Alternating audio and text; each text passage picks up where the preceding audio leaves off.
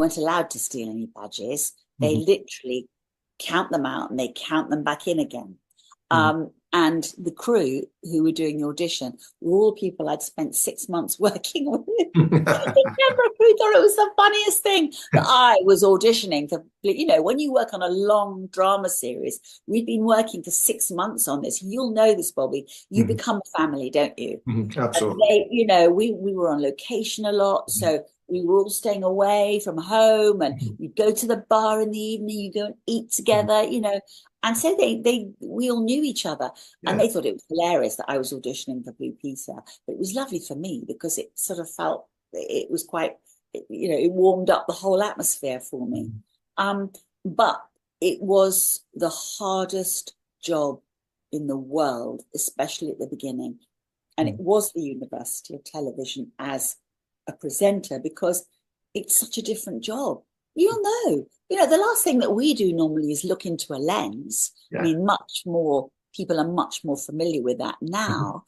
But the last thing you do is look into that lens as yourself. Mhm. You know, if you're having to break down the fourth wall, Yeah. you're still in character.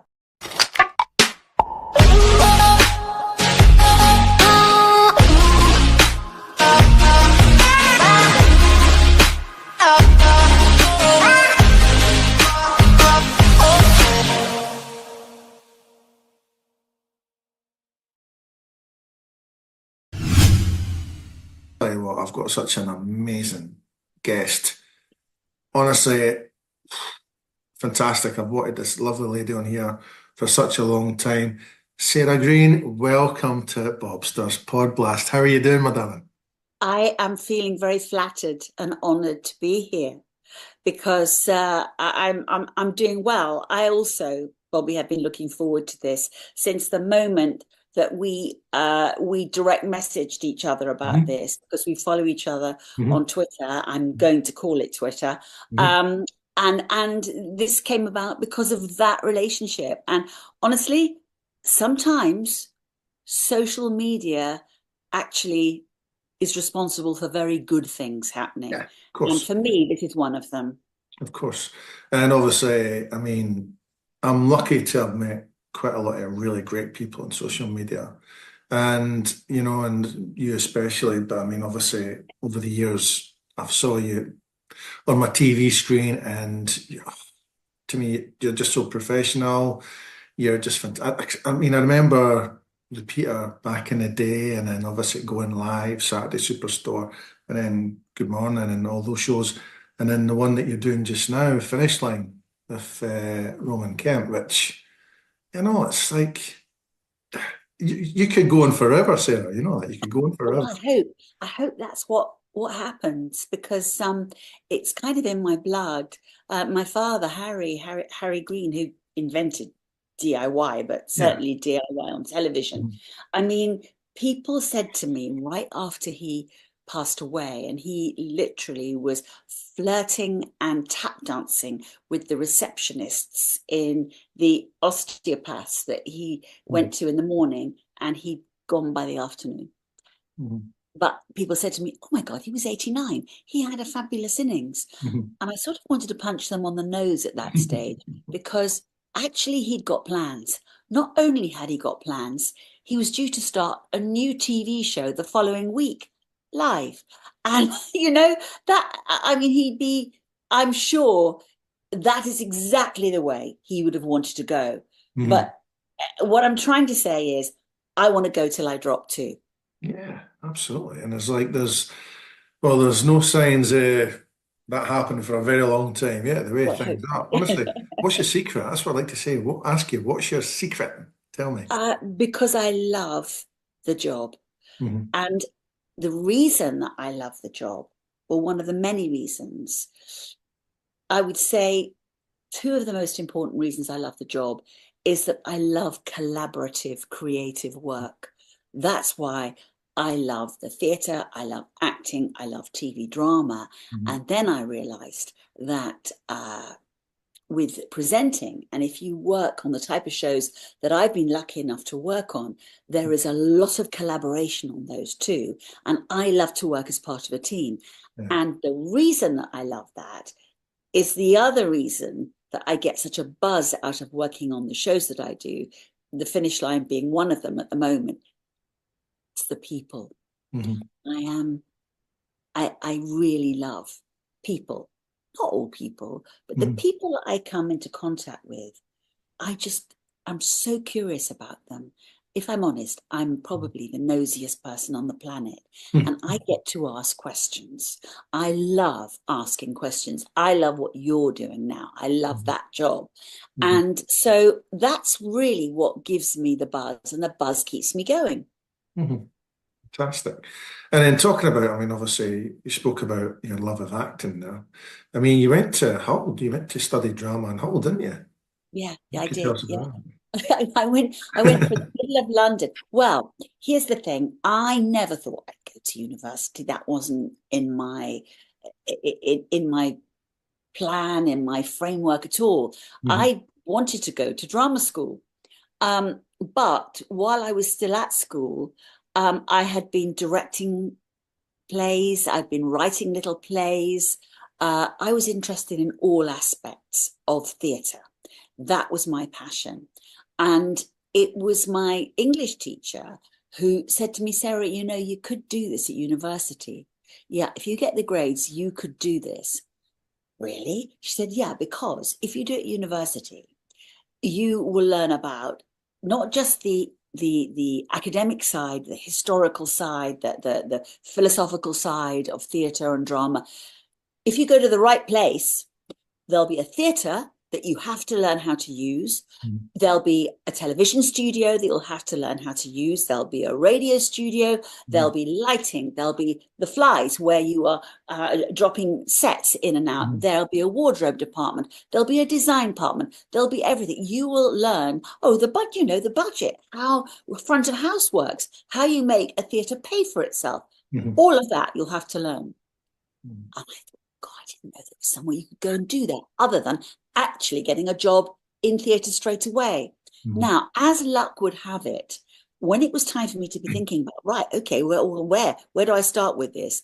My mum was in a play at the Royal Court Theatre in London, in the studio theatre upstairs, and there was a fantastic stage manager called Ian. And she was saying, "Oh, my Sarah, she's looking for a place now at university to study drama." And my mum had come up through through the more orthodox way of school, drama school, rep theatres all over the country, touring, and then progressing from there. And she had no idea that you could study drama at university. And Ian, the stage manager, said, "Well, that's exactly what I did.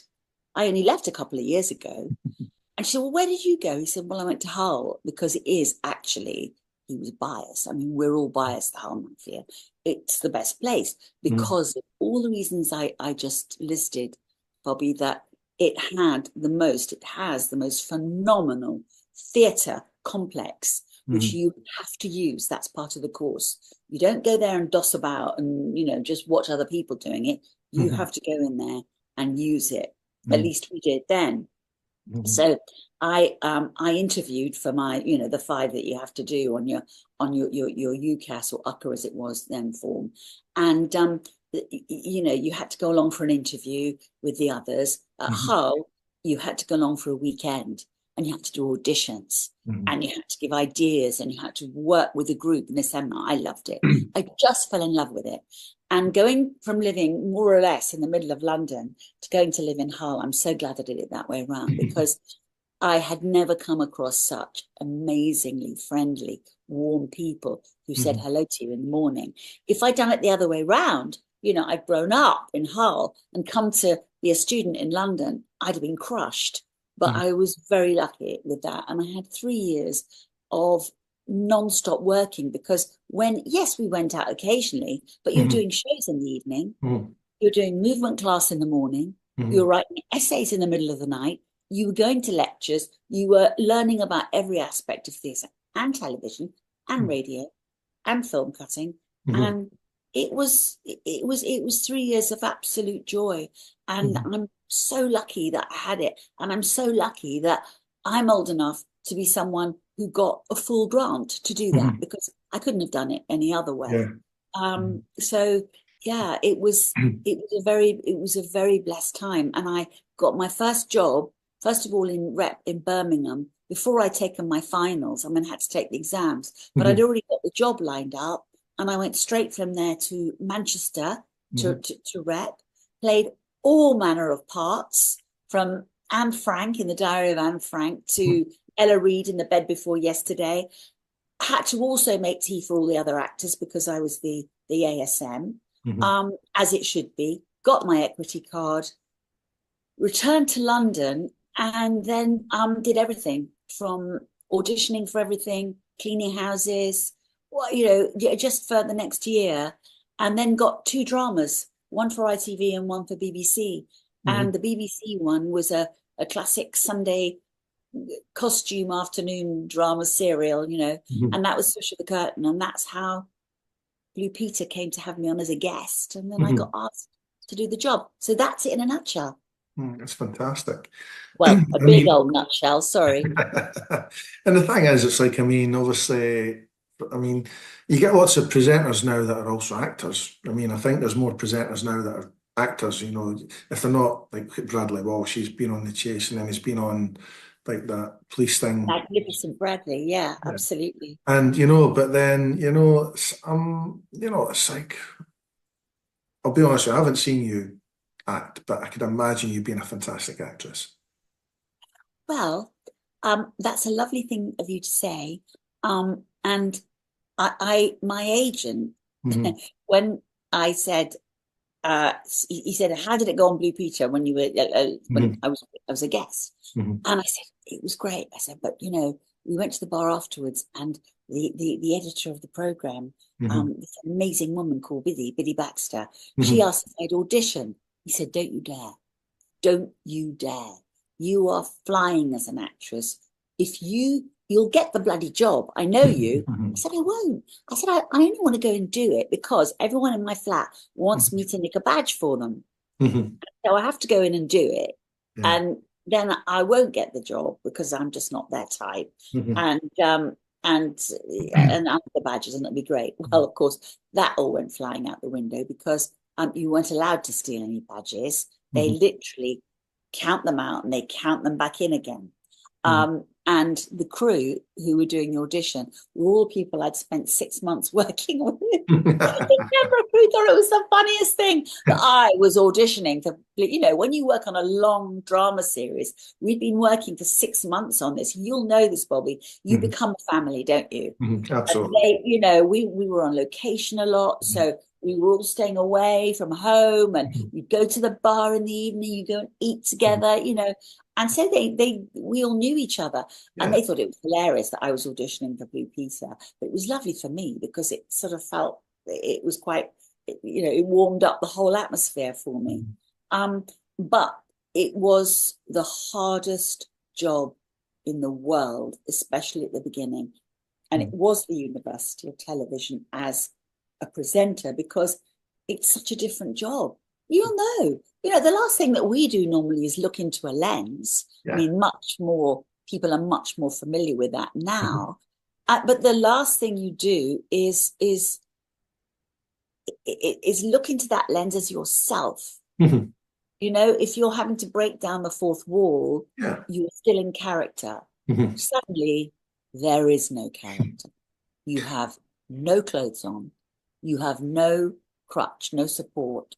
Mhm. You are just in this great white chasm of a studio, Mhm. speaking to a camera and thinking, this feels just absolutely insane. Having in those days to remember the Mhm. whole script of the show. There Mhm. was no water cue, there was Mhm. no earpiece. It was like there was nothing to help you except your two co-presenters. Mhm. And it honestly, it was just the hardest thing I've ever done. And Mhm. it was about 6 months in, the first time I felt, oh my goodness, I'm feeling I can be me. I remember I actually jumped over the set, the little chair unit, the little seating unit on the set. And I Mhm. was doing an item with a bunch of American jugglers, some crazy circus guys. They're called the Flying Karamazov brothers. You can imagine long flowing hair, these sort of old, like Russian peasant outfits from the 18th century. And Mhm. they were wild.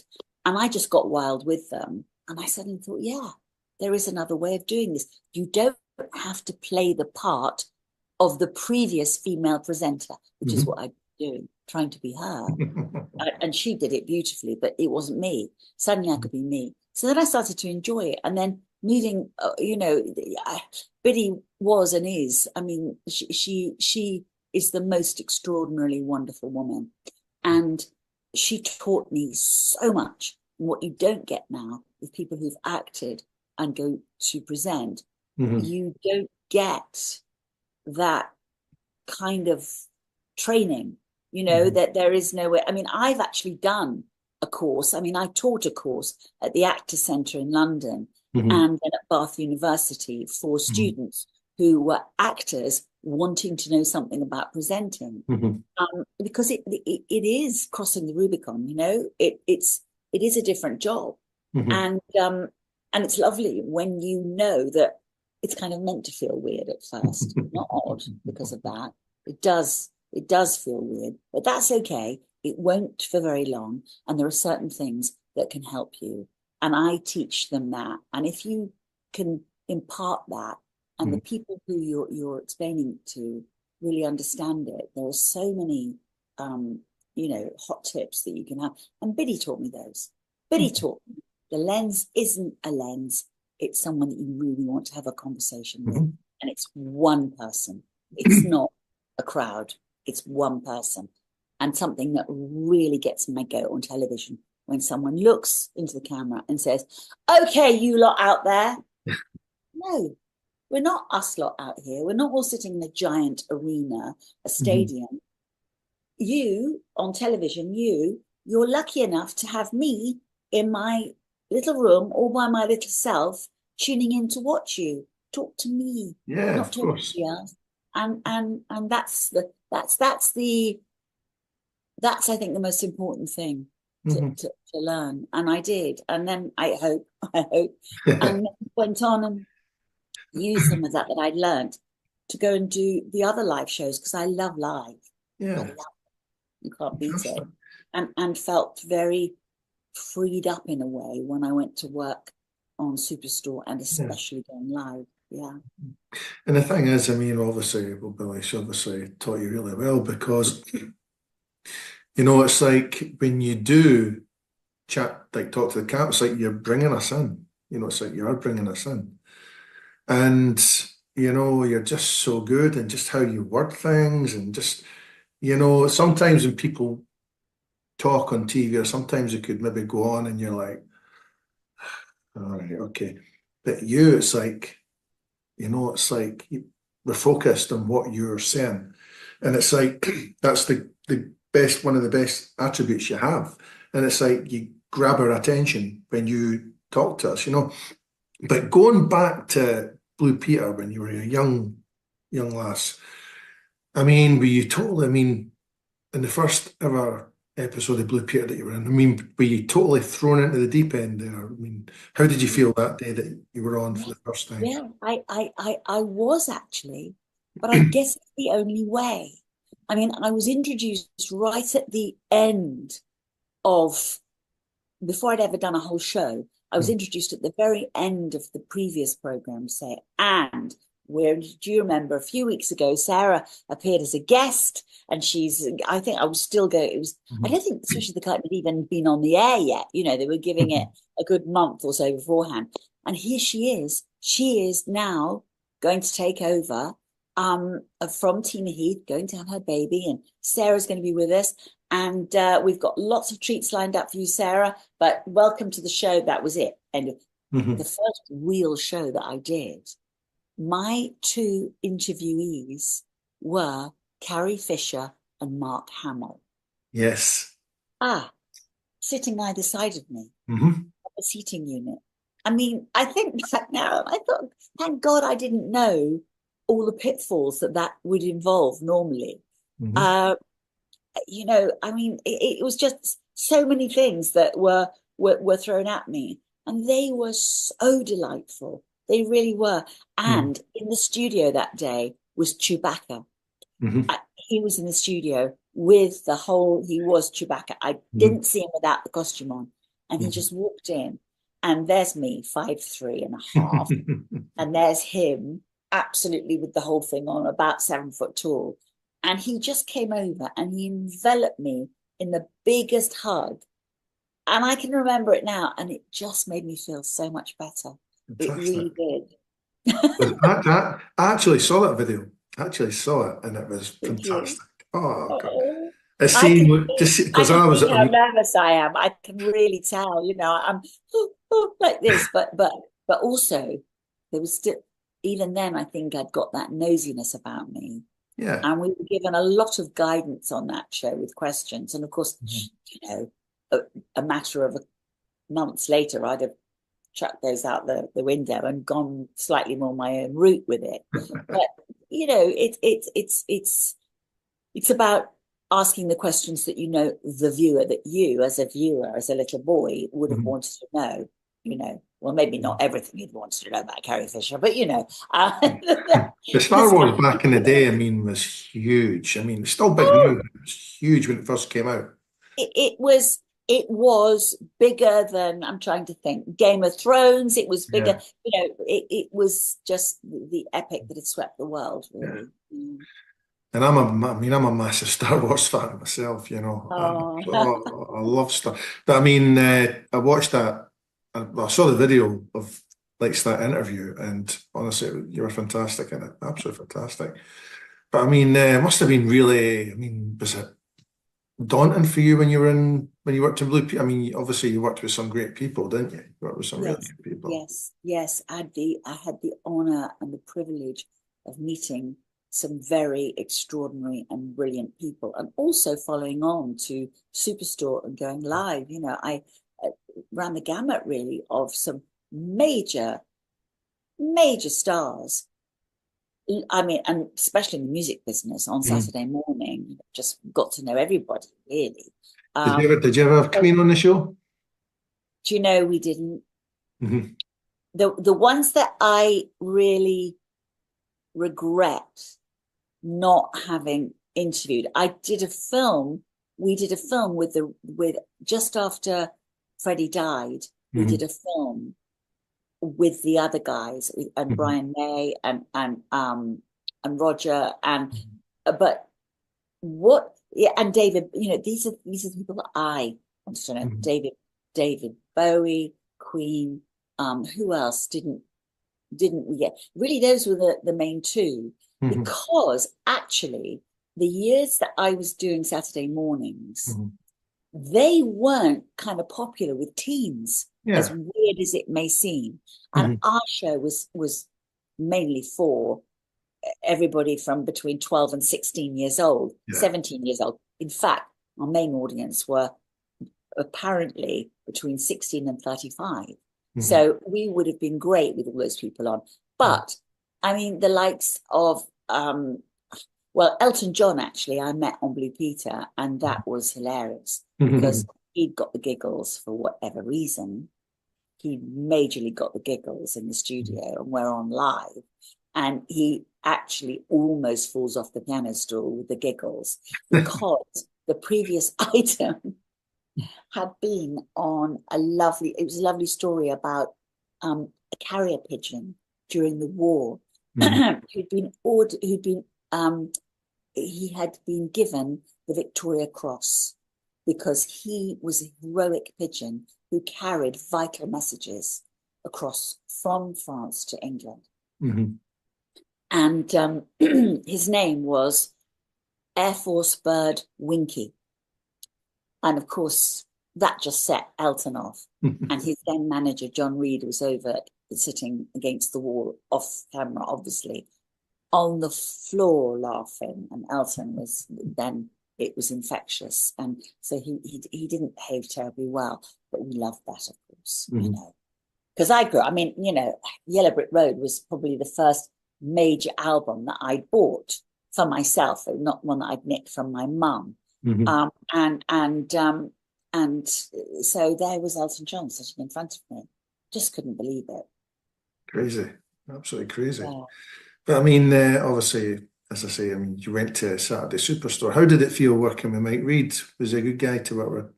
Yeah, he was. He was he's a lovely bloke actually. He's what you would call an old-fashioned gentleman, I think. Hmm. Um, but there was a situation. You know what I said about the sort of collaborative nature of television, Hmm. and so I worked with Keith Chegwin, Mike Reid, and Vicky Licorice on that Hmm. show. Vicky joined us after in my second year of it, Hmm. and that was wonderful. That was just brilliant. But we uh, we had an office. The production office was up on the 12th floor Hmm. of what used to be called the East Tower Television Centre Hmm. in London, overlooking Wormwood Scrubs, really glamorous, and Shepherd's Bush and the like. And it was before the great big shopping centre that's now there was Hmm. built. But Mike never could come up to the office because he is claustrophobic and can't go in lifts. Hmm. So he never climbed the stairs because it would have, I mean, it's a long way up. Hmm. I get that. But he couldn't really be as involved Hmm. as the rest of us.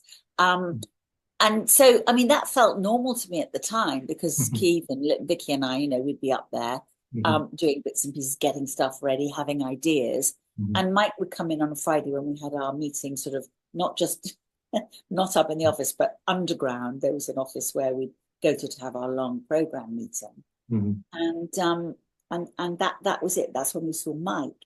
But with going live, it was a very different setup, and that we were all involved in it from throughout the week, building towards the show. There was Hmm. never any. The only parts of going live that were rehearsed at all were Trevor and Simon's sketches Hmm. and the numbers. So Hmm. they had a camera rehearsal on a Friday Hmm. or during the cartoon on a Saturday morning. Hmm. But everything that Phil and I did, Hmm. we was not rehearsed. So I say, see, back in the time there, obviously, I remember a time when you had Swap Shop, and that was like their rivals were like Tiz was. Now, see, when you did like Saturday Superstore, what was the rivals then? Was there Well, any? it changed really. It changed quite a lot. I think while we were doing going live, and I mean I did Superstore for 4 years, Mhm. going live for six. I Yeah. mean it was only past the year. It was like a school year really, September through till April, well less than a school year. Mhm. So it was 6 months of the year on Yeah. on that Saturday morning stint. Mhm. And I suppose I mean obviously I didn't get to see the opposition, but I knew that about I think it was number 73. And then there was Sandy another, talks like, yeah.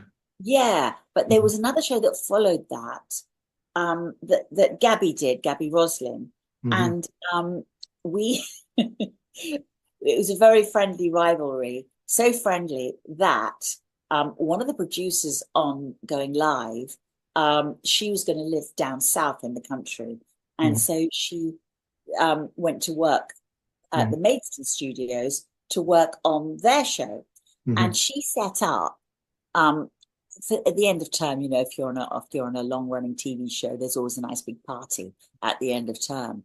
And so she knew when their party was happening because she was working on their show. But Mhm. she organized that Phil and Trevor and Simon and I Mhm. would get proper uniforms. This is so naughty. Proper Mhm. uniforms from the Maidstone Constabulary, Mhm. and we would arrive in a black van with flashing lights into the studio to arrest everybody at their party. So we zoomed in to the studio. You've never seen so many people disappear into portaloos, right? That had been put inside the studio. And it was hilarious. And then they came out of the portaloos. And so we walked around saying, right, everybody empty your pockets, empty your pockets. And so everybody sort of gingerly did. And then they suddenly it dawned on them. I mean, you talk about acting, and we and we took our hats off, and they just well, I can't tell you what they called us because obviously we'd taken some of the temperature out of the party for them. But Mhm. anyway, they very generously invited us to stay.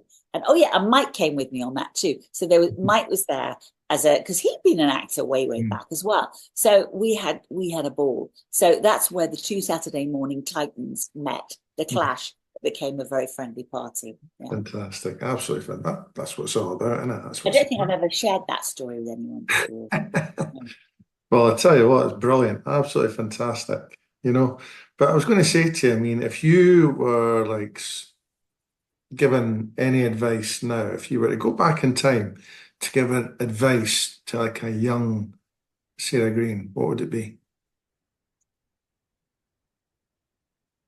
That's a really good question. If I was giving advice to myself, Mhm. um, I think this has got nothing to do with work, actually, Mhm. because I have always enjoyed my work. Um, I might have said, Sarah, Mike Smith is going to ask you to marry him 3 weeks after you meet. This time, say yes. Mhm. As I said, I think we're too young. We should wait. It's all too soon. Anyway, it happened 8 years later. And I have to say, we may as well have been married and it was lovely. It was absolute bliss. And we, as I say, we did get married eventually. Mhm. But yeah, that's one thing. Mhm. And I worked terribly hard for years and years and years. And Mhm. I loved it all. But I might also say, think about taking some time out for you as well. I might have said that. Mhm. Um, because I don't think there was a single job that I didn't love. Mhm. But I would also try and fit in all the one-off guest things as well, Mhm. you know. And Mike and I were, for those years, those early years together, we were both working desperately hard and like little ships in the night, really. Yeah. Um, yeah. And I don't regret that, but with how things what happened later on when we lost him far too soon, you think, Mhm. oh God, why weren't we together all the time? But of Yeah. course, that's not real life, is it? Mhm. Um, but I might have tapped myself on the shoulder and said, mm-mm, you know, Yeah. And the thing is, I yeah, mean, I used to enjoy watching Mike as well. I thought it was fantastic. yeah, Again, he was just one of these guys who, it was just, he always sounded cheery when he was on the TV. It yeah, was his voice yeah. and his nature. He'd take people by surprise. I mean, he truly was a polymath. Yeah. There was almost no area of life that he didn't have Hmm. knowledge of.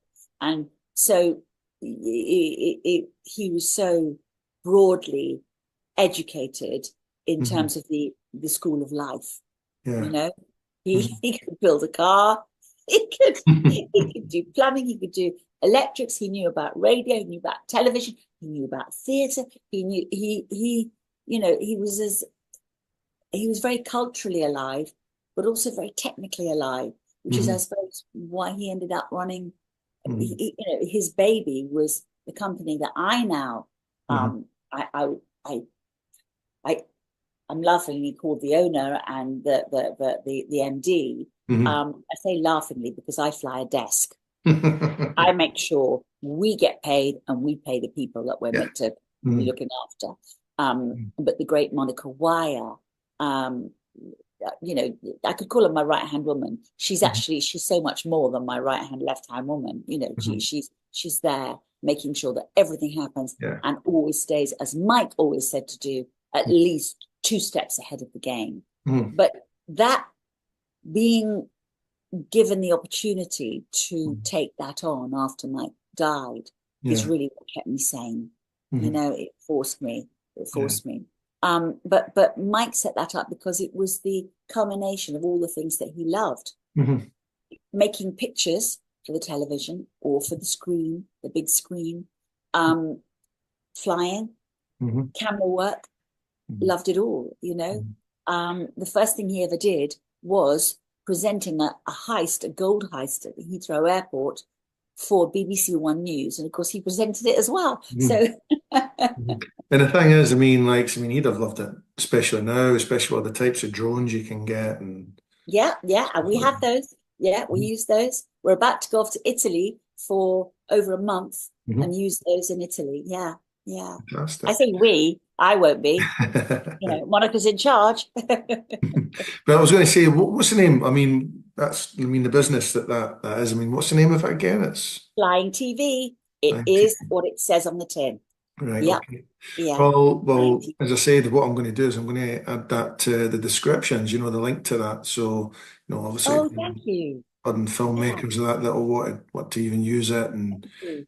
it's You'll see some fun stuff on there. If there are any, if you have any cycling fans who Mhm. tune in, Bobby, they Yeah. will have been watching the men's tour of Britain last week Mhm. across the UK, Yeah. and and I have to say most Mhm. of that is shot from the air, Mhm. and we are the ones who cover all of that. That's one of the Fantastic. many things that we Absolutely do. Yeah. fantastic.